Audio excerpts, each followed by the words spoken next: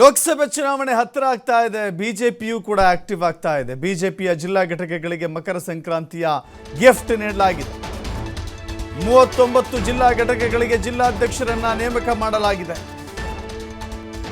39 ಜಿಲ್ಲೆಯ ಅಧ್ಯಕ್ಷರನ್ನ ಮಾಡಲಾಗಿದೆ. ಬಿಜೆಪಿಯಲ್ಲಿ ಲೋಕಸಭೆ ಚುನಾವಣೆ ಇದೆ.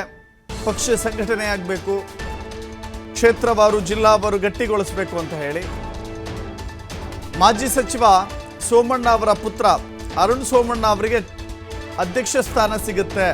ಬೆಂಗಳೂರು ದಕ್ಷಿಣ ಅಥವಾ ಕೇಂದ್ರ ಜಿಲ್ಲೆಗೆ ಅವಕಾಶ ಸಿಗುತ್ತೆ ಅಂತ ಅಂದುಕೊಂಡಿದ್ರು. ಆದರೆ ಅಲ್ಲಿಯೂ ಕೂಡ ಸಿಕ್ಕಿಲ್ಲ. ಜಿಲ್ಲಾಧ್ಯಕ್ಷರ ನೇಮಕದಲ್ಲೂ ಕೂಡ ಆಪ್ತರಿಗೆ ಮಣೆ ಹಾಕಿದ್ದಾರೆ ವಿಜಯೇಂದ್ರ. 9 ಜಿಲ್ಲೆಗಳಿಗೆ ಹಳೆಯ ಜಿಲ್ಲಾಧ್ಯಕ್ಷರನ್ನೇ ಮುಂದುವರಿಸಿದ್ದಾರೆ.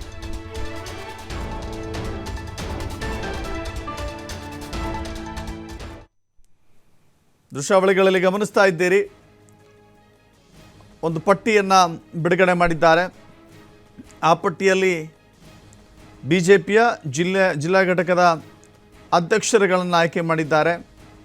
9 ಜನ ಈಗಿರುವಂಥ ಅಧ್ಯಕ್ಷರನ್ನೇ ಮುಂದುವರಿಸಿದ್ದಾರೆ. ರಾಜ್ಯದ ಅಧ್ಯಕ್ಷರಾದ ನಂತರದಲ್ಲಿ ಇಡೀ ಪದಾಧಿಕಾರಿಗಳ ಆಯ್ಕೆ ಮಾಡಬೇಕಾಗುತ್ತೆ, ಪದಾಧಿಕಾರಿಗಳನ್ನು ನೇಮಕ ಮಾಡಬೇಕಾಗತ್ತೆ.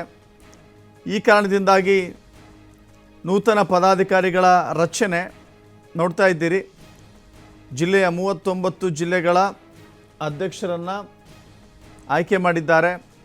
ಆದರೆ ಅರುಣ್ ಸೋಮಣ್ಣ ಅವರಿಗೆ ಈ ಬಾರಿ ಟಿಕೆಟ್ ಸಿಗುತ್ತೆ ಅಂತ ಅಂದುಕೊಂಡಿದ್ರು. ಟಿಕೆಟ್ ಸಿಕ್ಕಿಲ್ಲ. ಅರುಣ್ ಸೋಮಣ್ಣ ಅವರಿಗೆ ಜಿಲ್ಲಾಧ್ಯಕ್ಷ ಹುದ್ದೆ ಸಿಗುತ್ತೆ ಅಂತ ಅಂದುಕೊಂಡಿದ್ರು, ಆದರೆ ಅವರಿಗೆ ಸಿಕ್ಕಿಲ್ಲ.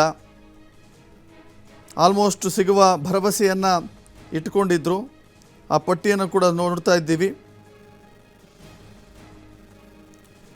ಪಟ್ಟಿಯಲ್ಲಿ ಅರುಣ್ ಸೋಮಣ್ಣ ಅವರ ಹೆಸರಿಲ್ಲ. ಬೆಂಗಳೂರು ಜಿಲ್ಲೆ ಕೇಂದ್ರ ಅಥವಾ ಬೆಂಗಳೂರು ದಕ್ಷಿಣಕ್ಕೆ ಅವರನ್ನು ಅಧ್ಯಕ್ಷರನ್ನಾಗಿ ಮಾಡಬಹುದು ಎನ್ನುವ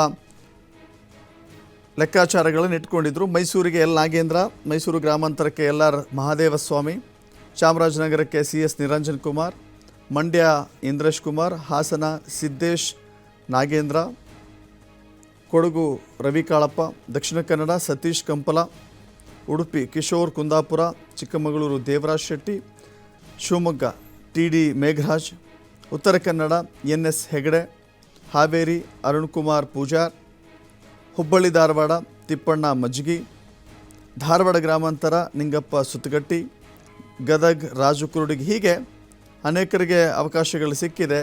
ಆದರೆ ವಿ ಸೋಮಣ್ಣ ಅವರ ಪುತ್ರನಿಗೆ ಮಿಸ್ ಆಗಿದೆ.